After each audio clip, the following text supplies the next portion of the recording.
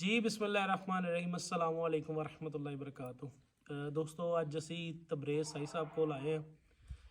अज तो चंद दिन पहले तकरीबन कोई 20-25 दिन पहले साड़ी ये प्रोडक्ट इन्हों तक पहुंची सी किसी रैफरेंस के नाल।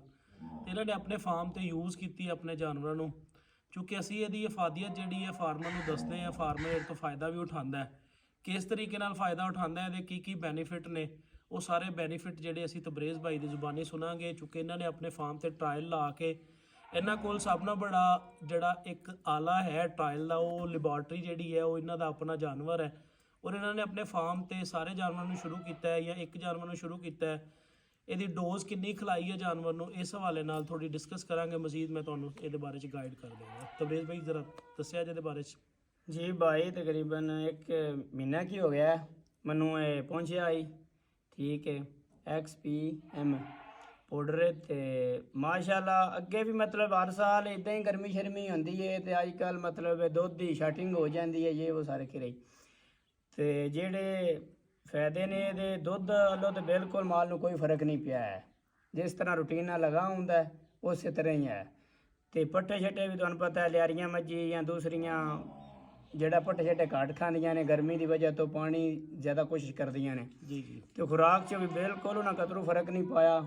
रज के मतलब पट्ठे छट्टे खांदियां ने, सारा निज़ाम बिल्कुल फिट जा रहा है। तो मेहनत लगता है इस मतलब है कि प्रोटीन की कमाल है इस पाउडर का। जी हाँ। ये बेसिकली जी ये हवाले मजीद तुहानू गाइड करता जावां कि ये XPM के नाम तो है, यदा शॉर्ट फॉर्म XPM है और इनू असी कहते एक्स्ट्रा प्योर मैटाबोलाइट्स।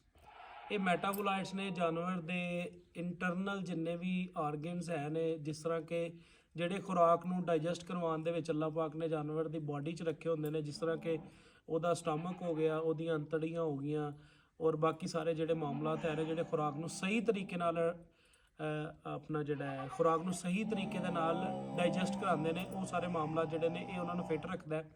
ਜਿਸ ਤਰ੍ਹਾਂ ਕਿ ਅੱਗੇ ਅਸੀਂ ਗੱਲ ਕਰ ਰਹੇ ਸੀ ਕਿ ਇਹ ਜਿਹੜਾ ਸਾਡਾ ਜੇਠ ਹਾੜ ਦਾ ਮੌਸਮ ਹੁੰਦਾ, ਇਹਦੇ ਵਿੱਚ ਸਿਆਣੇ ਕਹਿੰਦੇ ਨੇ ਕਿ ਅੱਖਾਂ 'ਚੋਂ ਵੀ ਦੁੱਧ ਸੁੱਕ ਜਾਂਦਾ ਤੇ ਅਸੀਂ ਇਹ ਪਾਊਡਰ ਇਸਤੇਮਾਲ ਕੀਤਾ ਇਸ ਫਾਰਮ ਤੇ, ਜਿਹੜਾ ਕਿ ਇਹਨਾਂ ਦਿਨਾਂ ਦੇ ਵਿੱਚ ਇਹਨਾਂ ਦੇ ਐਨੀਮਲ ਨੂੰ ਦੁੱਧ ਘਟਾਉਣਾ ਚਾਹੀਦਾ ਸੀ ਇਸ ਗਰਮੀ ਦੇ ਬੋਝ ਲੋਡ ਦੀ ਵਜ੍ਹਾ ਤੋਂ, ਪੱਠਾ ਅੱਛਾ ਨਾ ਹੋਣ ਦੀ ਵਜ੍ਹਾ ਤੋਂ, ਜਾਂ ਜਾਨਵਰ ਨੂੰ ਪ੍ਰੋਪਰ ਜਿਹੜਾ ਹੈ ਜਾਨਵਰ ਮਤਲਬ ਕਿਸੇ ਵੀ ਮਾਮਲਾਤਾਂ 'ਚ ਆ ਸਕਦਾ ਹੈ, ਚूँकि ਮੌਸਮ ਚੇਂਜ ਹੋ ਰਿਹਾ ਔਰ ਬਹੁਤ ਜ਼ਿਆਦਾ ਗਰਮੀ ਸਾਡੇ ਕੋਲ ਪੈ ਰਹੀ ਹੈ।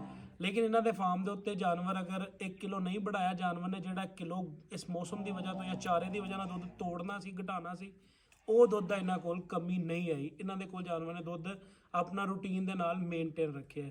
इस करके सारे फार्मर भाई यूज़ करके देखो। साडा मशवरा है एक दफ़ा तुसीं यूज़ करो, अगर ये प्रोडक्ट तुहाडे फार्म के उत्ते तुहाडे एनीमल नूं खुशहाल करती है। अगर तुहाडा एनीमल खुशहाल होएगा तुसीं खुद ब खुद जिहड़ा ना खुशहाल हो जाओगे।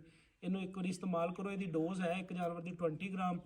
अगर तुहाडे कोल 1 किलो की पैकिंग च आ रहा है या 1 किलो की पैकिंग तुसीं लैंदे हो, एक जानवर तुसीं 50 दिन दे विच वो जिहड़ा है ना 1 किलो खिलाना है और ये बहुत सस्ता पैंदा है फार्मर नूं। तकरीबन 25 तो 30 रुपए दे विच एक जानवर की डोज पैंदी है। अगर जानवर 30 रुपए खाण की वजह नाल तुहाडा जानवर सिर्फ दुध, गर्मी का बोझ और खुराक की डाइजैस्टबिलिटी इन्हां तो हट के एनीमल नूं की फायदे होंदे ने। साडा जानवर ਜਿਹੜਾ ਰੈਗੂਲਰ यूज़ कर रहा होएगा फार्म ਤੇ अपने जानवरों ਨੂੰ फार्मर, ਉਹਦੇ ਕੋਲ ਉਹਦੇ ਜਾਨਵਰਾਂ 'ਚ ਉੱਗੂ ਦੇ ਮਸਾਇਲ ਖਤਮ ਹੋ ਜਾਣਗੇ। ਕਿਉਂਕਿ ਅੱਜ ਕੱਲ੍ਹ ਮਿੱਠੀ ਤੂੜੀ ਹੈ, ਨਰਮ ਤੂੜੀ ਨਹੀਂ ਹੈਗੀ।